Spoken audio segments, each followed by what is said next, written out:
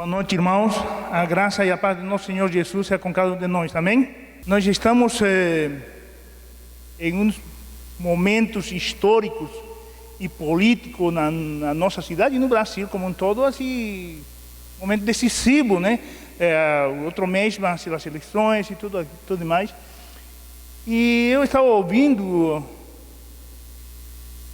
as colocações de cada um dos candidatos aqui na cidade e acho até com boas intenções, muitos deles. Assim, eu vi na propagandinha assim, de um dos candidatos chegando num bairrinho assim, bem longe da cidade aqui, visitando uma velhinha, e ele perguntando assim: minha senhora, como a gente poderia fazer para ajudá-la? Quais são os seus problemas? E a senhora disse: meu problema é que eu estou muito distante de um posto médico, de um hospital, e não consigo chegar para lá. E seria bom que tivesse um posto mais perto de minha casa, assim eu poderia chegar lá. E ele disse: em meu governo você vai ter esse posto. Gente, não vou fazer mais comentários a respeito, mas isso é engraçado, é triste, porque quando você vai para a realidade, você vê que todas essas propostas políticas são totalmente mentirosas, que não vão se realizar de fato. Porque para realizar essas propostas políticas, esse camarada, esse político, ele tem que ter um espírito altruísta. Ele de fato tem que ter misericórdia, compaixão por essas vidas. E ele não tem essa compaixão. Porque nós vemos, e eu vejo com tristeza, e isso está na mídia, que a grande maioria desses candidatos hoje propostos aqui na nossa cidade estão com o rabo preto, desculpa a expressão, mas estão condenados, muitos deles. Estão sendo perseguidos pela polícia, vão ser presos. Aí você pensa assim: esse camarada tem um espírito altruísta para trazer soluções para as multidões, para a nossa cidade? Minha resposta é óbvio que não. E para pior dizem: não, eu sou a solução para o problema da cidade. Eu vou resolver o problema. Eu vou trazer transformação à cidade. E semana passada, domingo passado, aliás, quando o pastor Ernesto estava ministrando, enquanto eu estava compartilhando aquela palavra que tem sido uma bênção em nossas vidas, eu estava refletindo um pouco mais a respeito daquilo que você estava colocando. E esta semana, lendo, escarbando um pouco mais o texto, eu estava vendo algumas coisas interessantes que esse texto que você compartilhou tem, e que nós podemos aprender. Eu queria só trazer algumas coisas a mais, né? Fundamentar mais esse texto. Eu creio que a palavra de Deus é muito rica. E de fato, gente, a palavra de Deus é o único livro que você pode ler milhares de vezes, muitas vezes, e você vai ser sempre surpreendido por uma nova revelação. Você compra um livro qualquer, você lê uma vez e acabou. Encostou, vendeu, doou e pronto, acabou. Você pega a Bíblia, você lê muitas e muitas e muitas vezes, não cansa de ler, e você sempre tem renovações ou revelações novas que Deus traz aos nossos corações. Então, diante disso, esta noite eu queria continuar compartilhando algumas coisas mais que você tinha já colocado. Mas eu queria falar sobre as multidões problemáticas, sobre a multidão que é problemática. Quem poderá ajudá-la? E aí aparece um chapulim da vida, né? Eu vou resolver o problema, né? Candidatado para resolver o problema. Gente, não tem chapulim que resolva o problema a problemática da multidão. Não tem. Jesus foi bem enfático nesse aspecto. Ele mostrou claramente que precisava de um grupo de pessoas que tenham um espírito altruísta, que de fato tivessem compaixão pelas almas, que tivessem compaixão pelas multidões. Eles seriam a resposta para essa necessidade. E lendo esses textos que nós vamos colocar agora, nós vamos ver algumas coisas, alguns princípios importantes que vão nos orientar, vão nos ajudar a entender melhor e a aplicar melhor em nosso relacionamento com as pessoas, com aqueles que nos rodeiam, como nós podemos ajudá-los. De fato, gente, há uma necessidade e séria no meio da sociedade, no meio das pessoas. As mesmas problemáticas que faz 2000 anos atrás se revelavam, se manifestavam no meio da sociedade, elas continuam hoje. Os mesmos problemas que o pessoal da época de Jesus tinha, nós temos. O mesmo desafio continua, as multidões estão quebradas, estão detonadas, estão aflitas.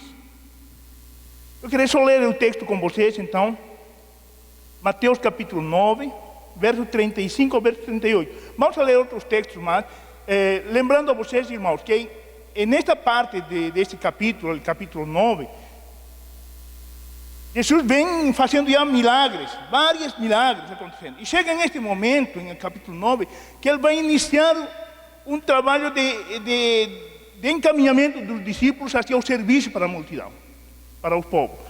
Então aqui vai começar o início de um sermão, de um ensino, de uma proposta para os discípulos que vai até o capítulo 10. Acaba no versículo 42, toda essa instrução que Jesus vai passar. Aí nós vamos ir lendo só alguns textos esta noite, tá? Eu queria, antes que nós lêssemos, que nós orássemos mais uma vez ao Senhor. Eu queria que você inclinasse os rostos e nós orássemos a Deus e pedíssemos que Ele nos dê a graça necessária para entender tudo isso. Pai, em nome de Jesus Cristo, aqui estamos, Senhor, diante de Ti. Tu conheces as nossas necessidades e nossos corações. Tu sabes as nossas imperfeições e as nossas virtudes. Pai, que nesta noite, Deus, nós possamos ser alcançados pela Tua graça, pelo Teu amor, e que a Tua palavra possa vir a edificar nossas vidas, Senhor, a restaurar nossas vidas, a encher nossos corações de paixão, de amor, pelas almas e por o Senhor também. Pai, que Teu Espírito Santo traga revelação profunda ao nosso ser, em nome de Jesus Cristo. Em nome de Jesus Cristo. Amém. Então vamos começar lendo este texto de Mateus capítulo 9, verso 35 ao verso 38, diz assim: Jesus andava visitando todas as cidades, povoados. Ele ensinava nas sinagogas, anunciava boa notícia sobre o reino, curava todo tipo de enfermidades e doenças graves das pessoas. Quando Jesus viu a multidão, ficou com muita pena daquela gente, porque eles estavam aflitos, abandonados, como ovelhas sem pastor. Então disse aos discípulos: a colheita é grande mesmo, mas os trabalhadores são poucos. Peçam ao dono da plantação que mande mais trabalhadores para fazerem a colheita. Uma situação, um princípio fundamental que nós encontramos para que as multidões possam ser supridas em suas necessidades, não é apenas que as pessoas ou que os líderes tenham um conceito amplo sobre essa necessidade.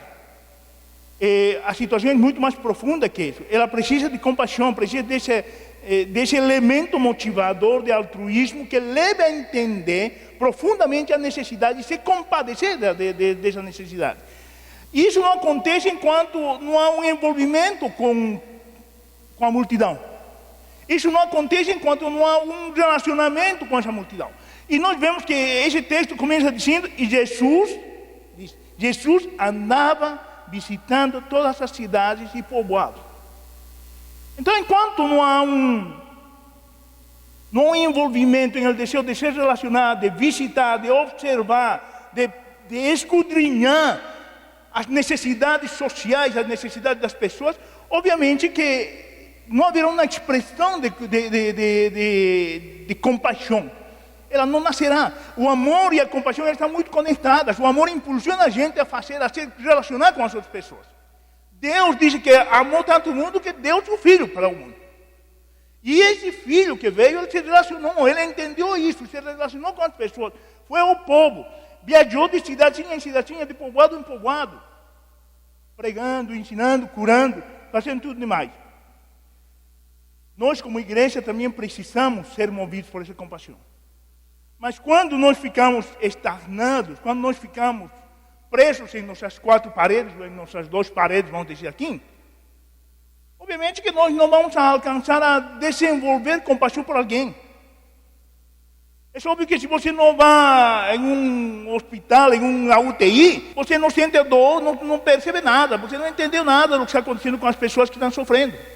Então, dificilmente você vai ser empático com essa pessoa, dificilmente você vai se mover em compaixão para poder ajudá-la, dificilmente isso vai acontecer.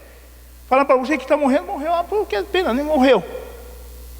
Às vezes uma outra história, você está lá, do lado do cara que está morrendo, ou do lado do cara que está passando a necessidade, e você se envolver com essa necessidade. E Jesus fez isso. Então Jesus, mesmo sendo Jesus, foi impactado por a dor e pelos problemas que a sociedade na época estava passando. Paulo teve um mesmo sentimento lá no capítulo 9 de Romanos, do verso 1 ao verso 5. Paulo diz, cara, eu estou muito triste. Eu deixaria que a maldição de Deus vinsse sobre minha vida para que meu povo alcançasse a graça. Êxodo capítulo 32, verso 31 e 32, registra uma declaração de Moisés, dizendo para Deus, Pai, se tu não os perdoas, risca meu nome do livro da vida. Porque eu estou sofrendo com meu povo, vendo não sendo perdoado pelo Senhor.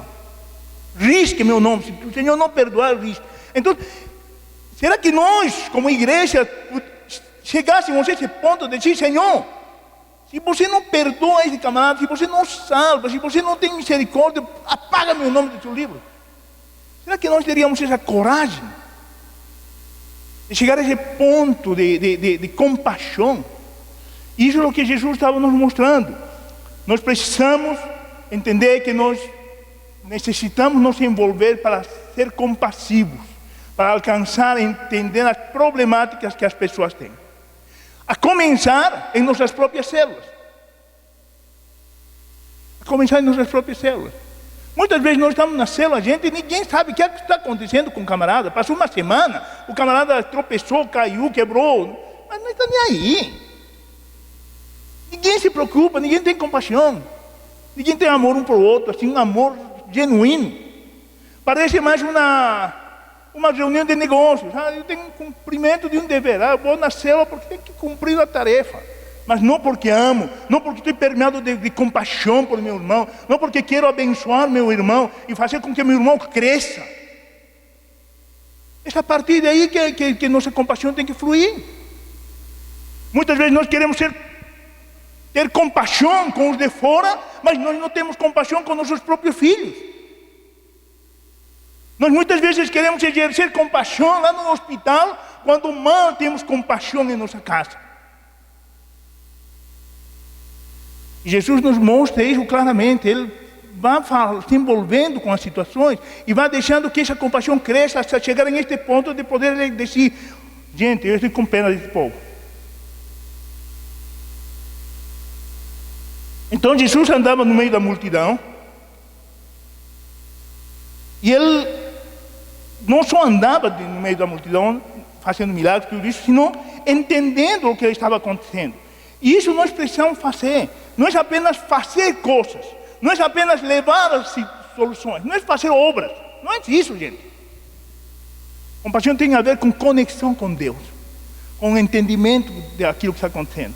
Muitas vezes nós fazemos obras somente para aplacar nosso peso de consciência. Mas não, porque é uma direção do Espírito de Deus. Dizem que aquele que está em Cristo é uma nova pessoa, e essa nova pessoa foi resgatada para fazer obras boas. Ela já foi predestinada para que ela fizesse boas obras. Então as obras são uma consequência de nosso relacionamento.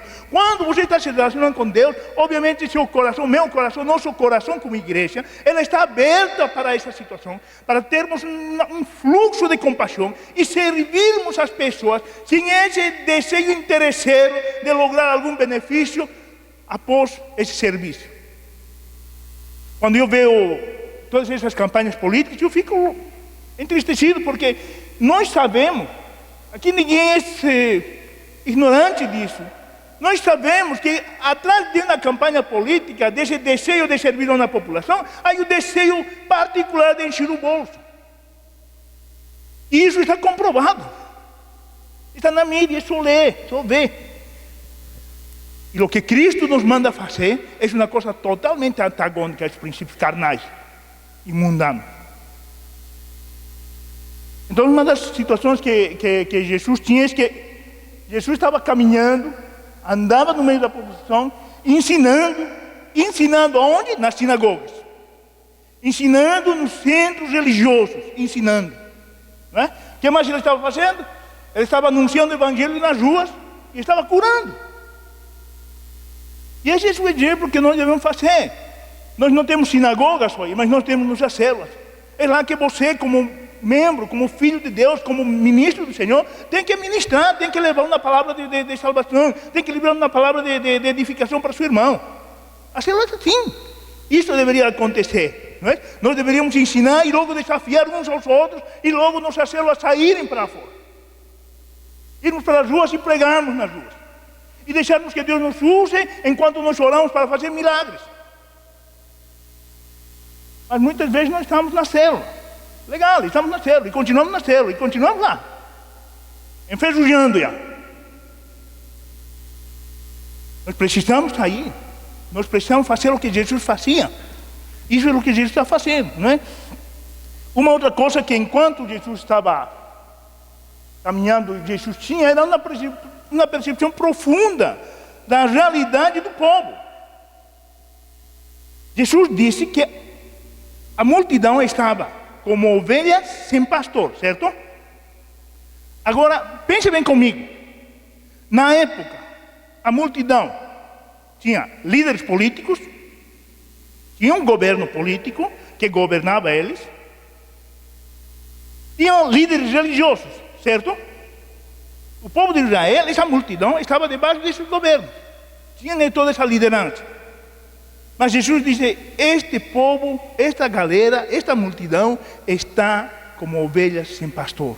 Estão aflitas, agobiadas, entristecidas, arrebentadas. Porque a situação política na época não era fácil. Era tanto ou quanto pior que hoje. Com impostos além do comum, o povo sofrendo para viver, com religiosos que exploravam para seu próprio benefício, igualzinho que hoje. Não é? Igreja hoje, cara, virou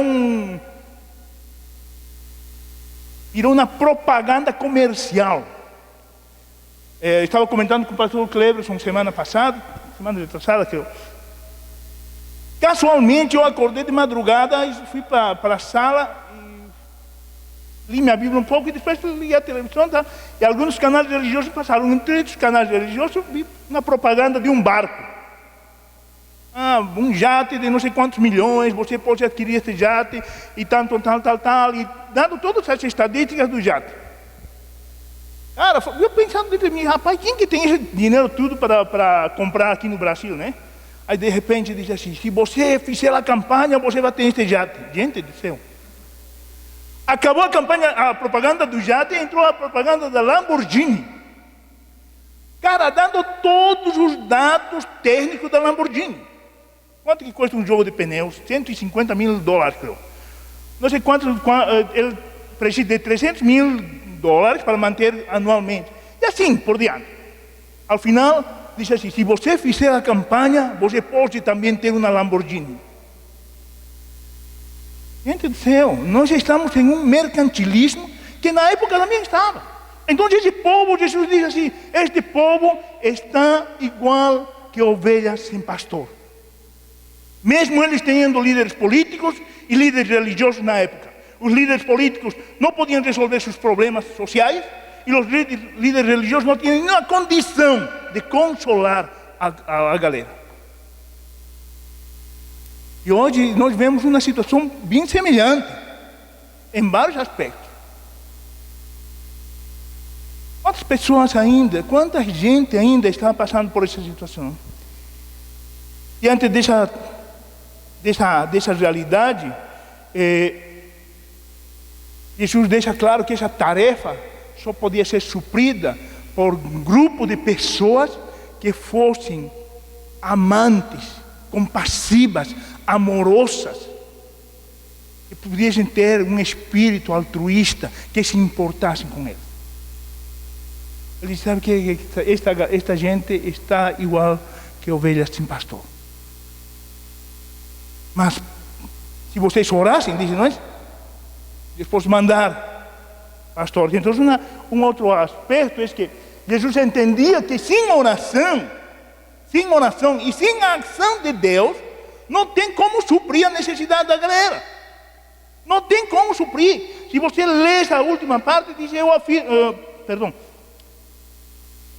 diz assim: a colheita é grande mesmo, mas os trabalhadores são poucos.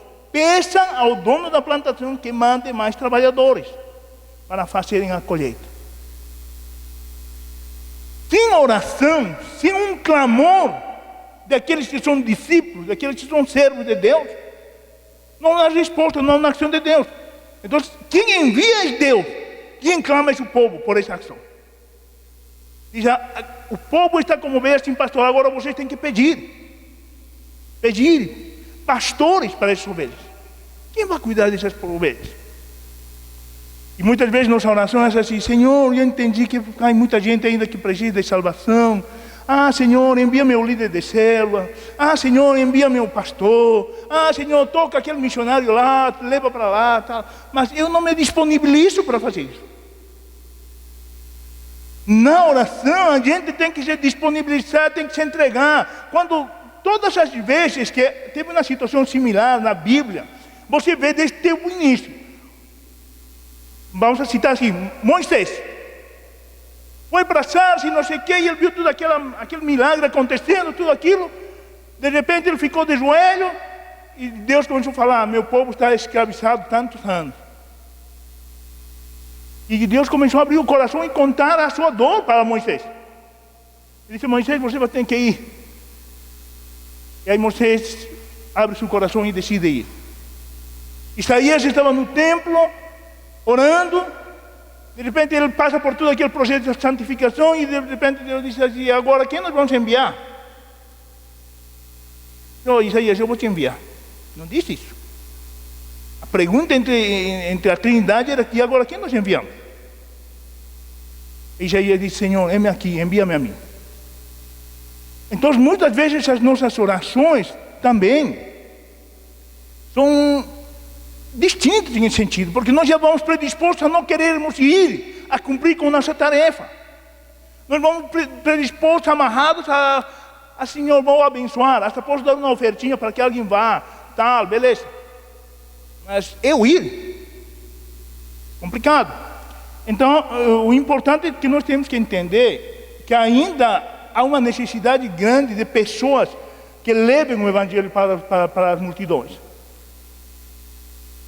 Aqui em nossa própria cidade, em nossos próprios bairros. Gente, se nós não abrimos nosso coração para visitar nossos bairros, para visitar nossos vizinhos, para ir atrás das pessoas, quem vai ir a visitar o teu vizinho? O pastor? O outro pastor? O líder de tua célula? Isso não é obrigação deles, isso é tua obrigação, tua tarefa, tua responsabilidade, nossa responsabilidade. Nós devemos nos postrar e dizer: Senhor, envia-me. Eu quero falar de Jesus para minha mãe, eu quero falar de Jesus para meu irmão, para meu tio, para meu vizinho. Eu quero falar de Jesus lá na favela, eu quero ir. Tem que haver essa predisposição. E Deus vai nos usar, Deus quer nos usar. E Jesus disse assim: nós temos que pedir ao Pai que mande mais pastores, mais obreiros para isso também. Segunda coisa, então, irmãos, um primeiro assunto que nós vimos aqui, um primeiro princípio que nós precisamos entender é que nós precisamos de amor e compaixão para suprir as necessidades das multidões. Um segundo princípio está nos primeiros versículos do capítulo 10 do livro de Mateus, continuando. Diz assim: Jesus chamou os 12 discípulos e lhes deu autoridade para expulsar espíritos maus e curar todas as enfermidades e doenças graves. Jesus tinha andado mais ou menos até esse ponto de que nós estamos lendo, 1 ano e 2 meses, 1 ano e meio mais ou menos, que Jesus está caminhando com os discípulos. Agora ele está a ponto de liberar, e está liberando uma autoridade espiritual sobre tudo. Isso nos fala de discipulado, de vida de comunhão, de vida de intimidade. Muitas vezes nós vemos gente querendo ir para fazer coisas, quando ele não tem uma vida de comunhão e de discipulado, nem se sujeita a céu. E aí o camarada quer ir falar, quer ir fazer, quer ir na China, quando mal lê testemunho na sua lar. Mal conseguir falar de Jesus para os bichinhos, aí quer ter testemunho lá no meio dos índios. Não que não possa, gente. Claro que pode. Mas se não há uma vida de discipulado, se não há uma vida de integração, se não há uma vida de comunhão, de caminhada juntos, como pode acontecer isso? Quando eu leio mais ou menos a biografia de Paulo, e lendo a história de Paulo, como Deus se moveu na vida de Paulo, você vê que Paulo foi chamado no capítulo 9 de Paulo. Do capítulo 9 ao capítulo 13, ao momento que ele foi enviado, passaram-se 13 anos. 13 anos em que Paulo teve que reaprender. Ele era um cara erudito, não precisava fazer curso de teologia nenhum de repente, políglota, tinha um conhecimento vasto, mas mesmo assim, no momento que ele quis fazer as coisas por sua conta, depois de ser batizado e receber a visão, o que aconteceu? Quase morreu. Aí o pessoal teve que pegar ele na canastra, enfiar ele na canastra, fazer descer o muro, e fazer baixar o cara hasta sua cidade, hasta Tarso. E aí ele ficou escondido um tempo, até que chegou Bernabé, teve que trazer de volta e discipular Paulo durante 13 anos. Nós precisamos de vida de discipulado. Nós precisamos deixar que Deus trabalhe em nossas vidas de comunhão. Quando não há vida de discipulado, não há autoridade espiritual em nossas vidas. A maior parte das heresias e das religiões heréticas, elas nasceram por falta de discipulado. O líder dos testemunhos de Jeová, um camarada desviado da igreja presbiteriana. Nunca se submeteu à autoridade. Ela achou que estava certo, não estava pensando. O líder dos mormons, de igual forma. E assim por em frente. A falta de comunhão, de discipulado, faz com que nós não cresçamos da forma devida em nossa caminhada com Cristo. Nós pensamos e entendemos e interpretamos do jeito que queremos, mas quando nós vivemos uma vida de discipulado, nós podemos trocar as informações, trocar as revelações que nós temos. E muitas delas são de Deus, mas muitas delas são nosso próprio entendimento, e nós erramos em nossa forma de pensar às vezes.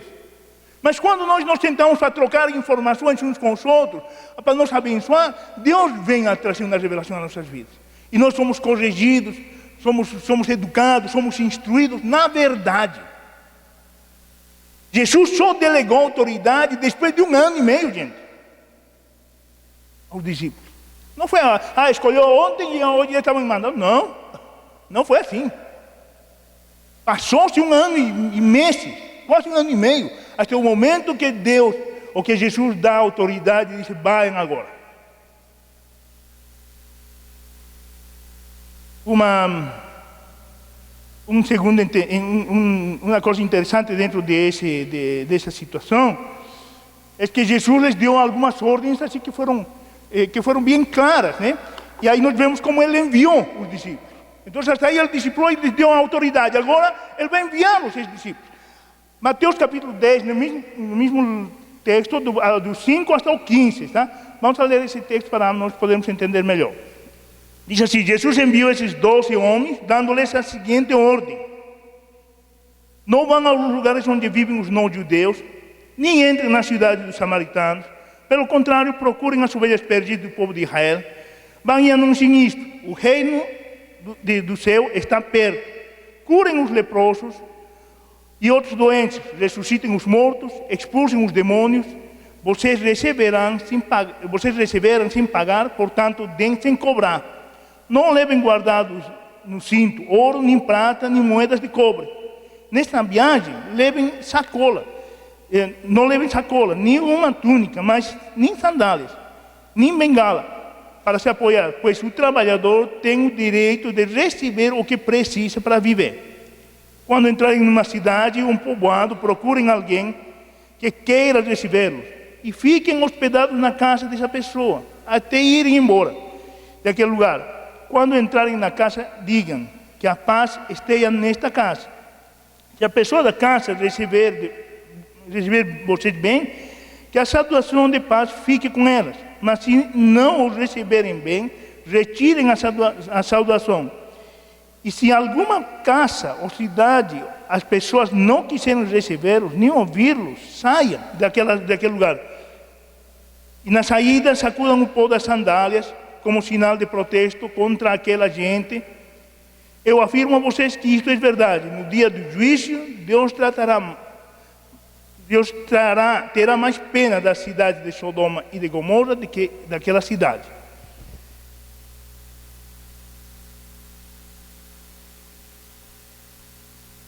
É interessante ver que nestes textos, Jesus deu orientações claras para os discípulos. Os discípulos receberam autoridade para repreender os demônios e tudo demais, e agora estão recebendo autoridade, uma direção clara de Jesus.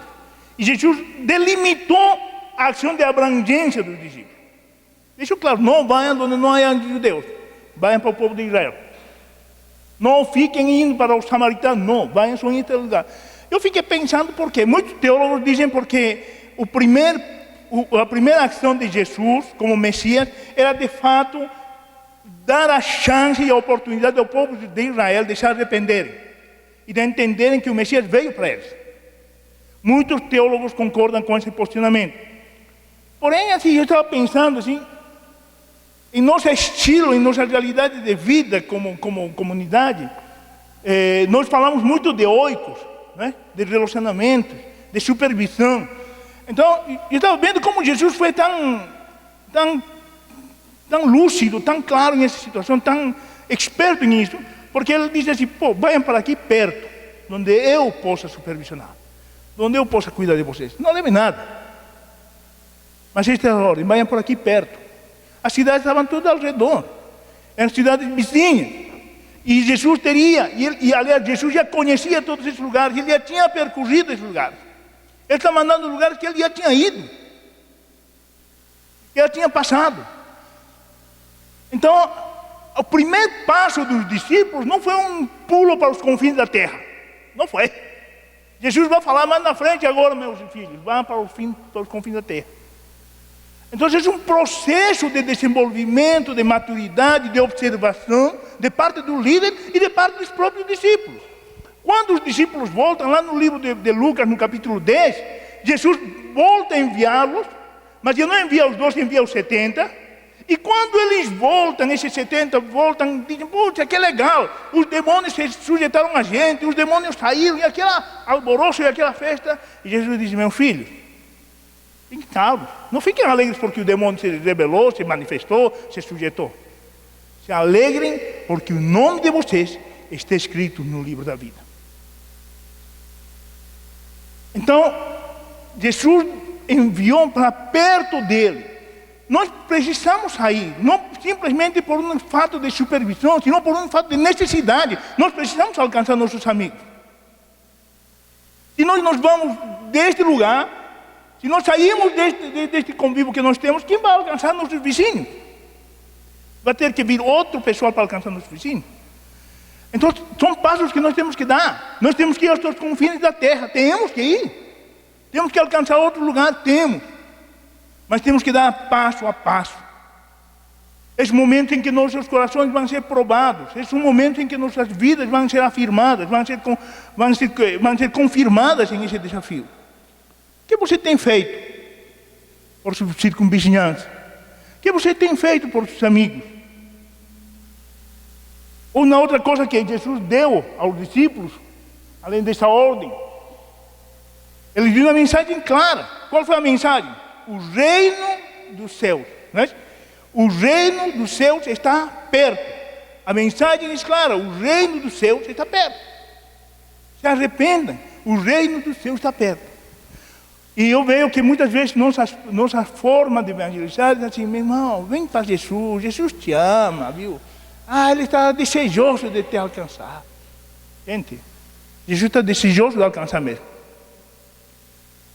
Mas se a pessoa não entende que ela é uma pecadora e precisa se arrepender, ela nunca vai ser alcançada. Tem que haver um arrependimento genuíno e isso é pouco falado. Às vezes pouco dito para as pessoas.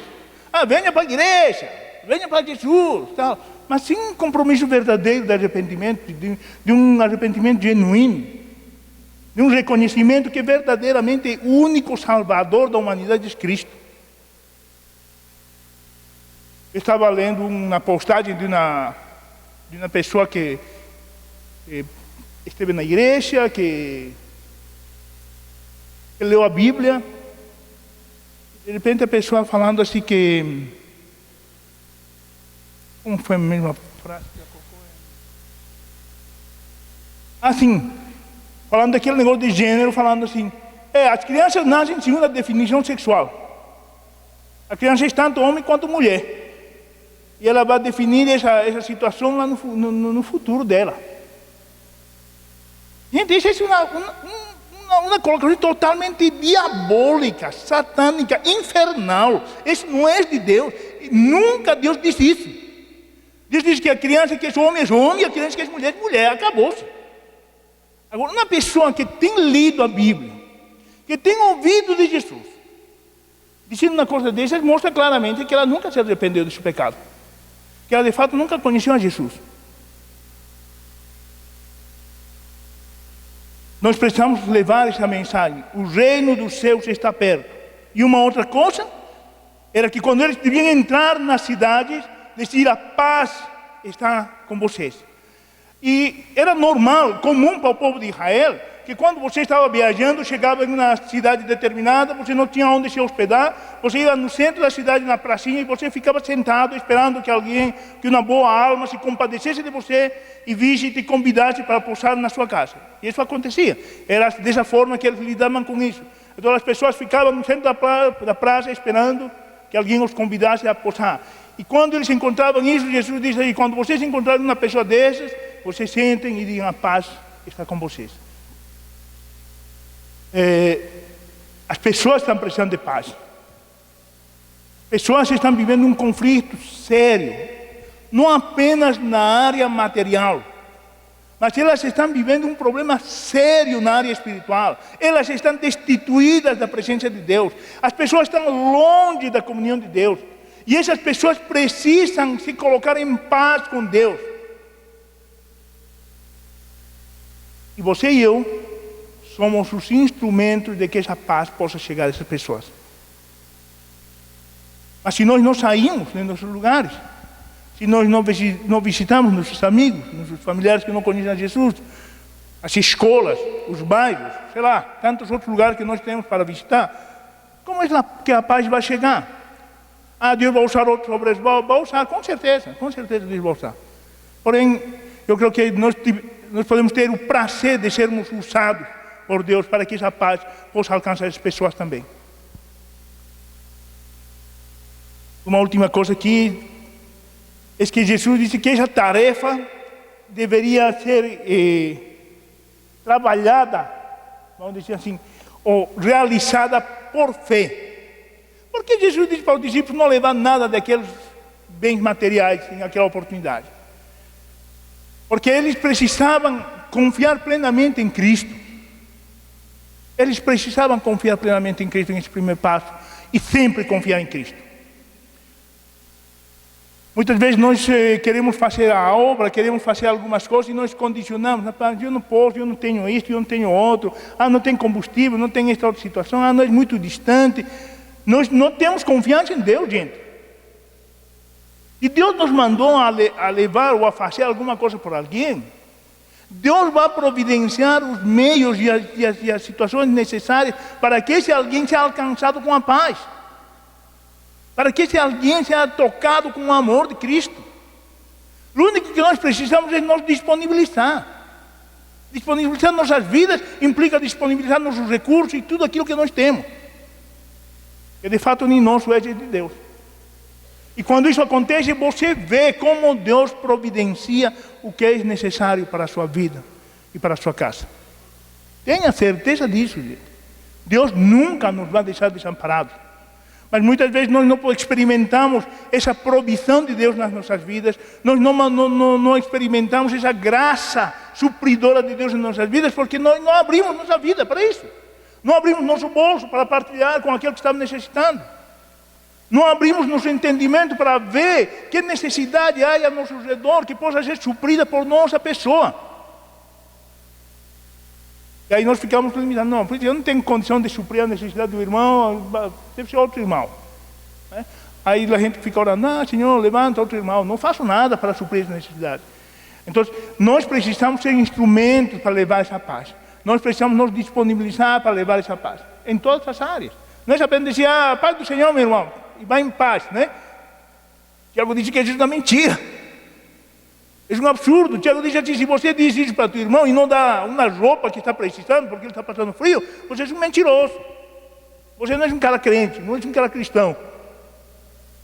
E você vê que teu irmão está tendo uma necessidade e você não partilha com ele, não supre essa necessidade, você não é cristão.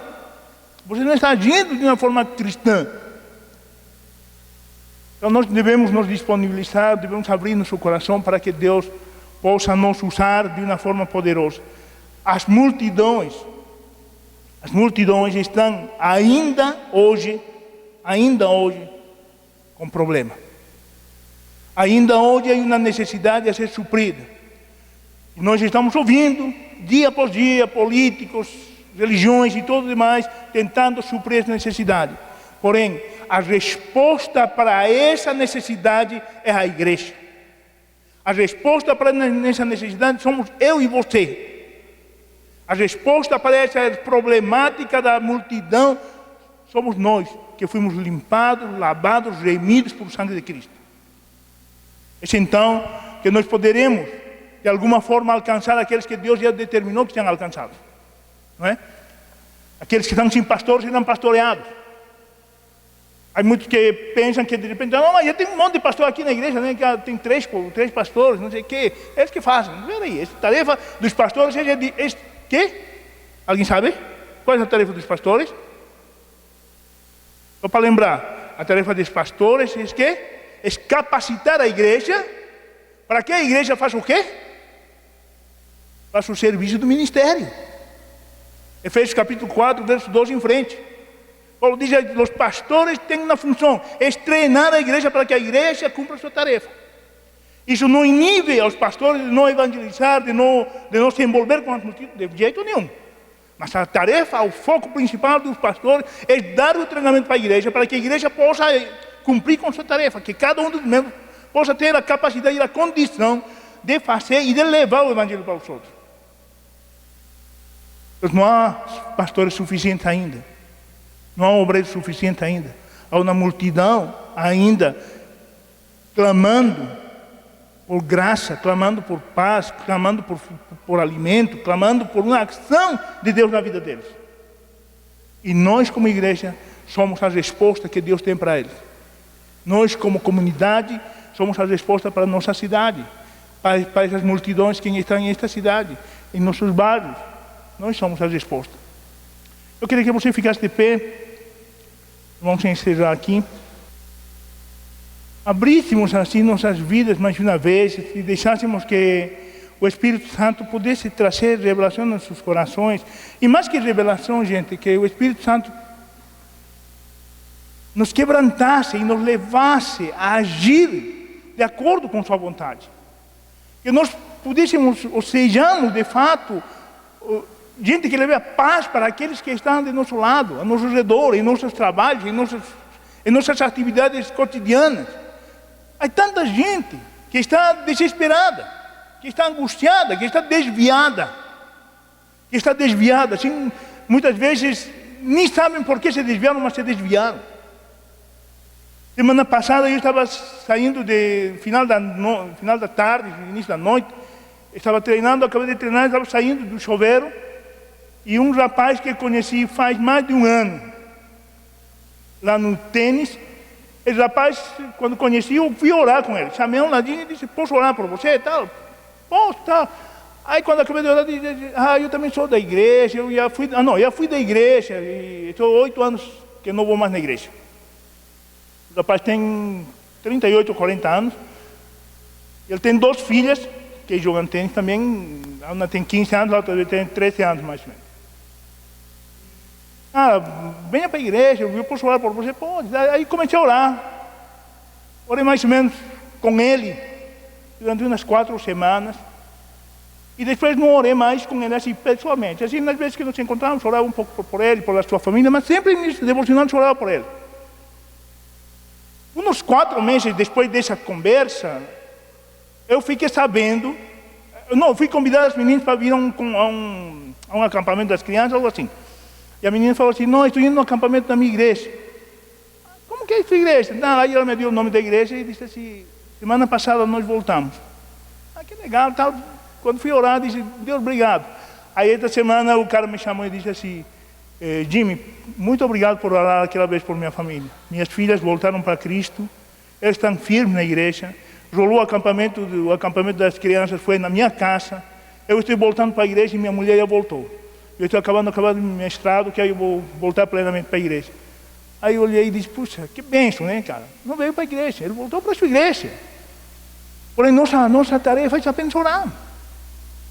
Deus deixar que nos use. Eles voltaram para a sua igreja, estão pastoreados, estão cuidados. Glória a Deus por isso. Mas a chave, gente, está em nós importarmos com as pessoas. Nós importamos, apenas importar. Apenas dizer, puxa, pode orar por você? Eu não sabia se o cara queria que eu orasse por ele. Mas a gente tem que ser movida por essa compaixão. Nós temos que entender que essas pessoas que não têm a Cristo estão indo para o inferno, gente, não estão indo para outro lugar. Isso tem que nos levar a refletir e a nos importar por elas. Então, ore por os amigos, ore por os vizinhos. Vamos orar então? Senhor, Tu conheces nossos corações. Nós te agradecemos porque em Tua graça Tu tens usado pessoas para nos abençoar um dia, para nos falar de Teu amor um dia. Foram pessoas que Tu usaste, que fizeram com que nós Te conhecêssemos e que hoje nós estamos aqui. É por causa de Teu amor através dessas pessoas. Pai, nós também queremos ser instrumentos de bênção para essa multidão que ainda está fomenta, que ainda está desesperada, que ainda está angustiada, que ainda está enganada. Oh Deus, que nossas vidas possam ser instrumentos de paz na vida dessas pessoas, que nossas vidas possam ser um reflexo de Teu amor, um testemunho de Teu poder. Senhor, que através de nossas vidas, enquanto nós oramos, pessoas possam ser curadas, pessoas possam ser saradas, demônios possam ser expulsos, em nome de Jesus Cristo.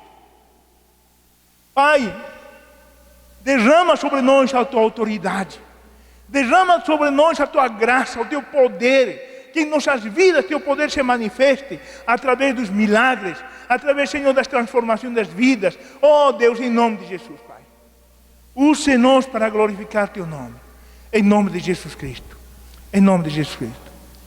Queridos irmãos, que esta semana vocês possam ser de fato um instrumento de Deus, que Deus os use, que as multidões possam ser satisfeitas por vocês, amém?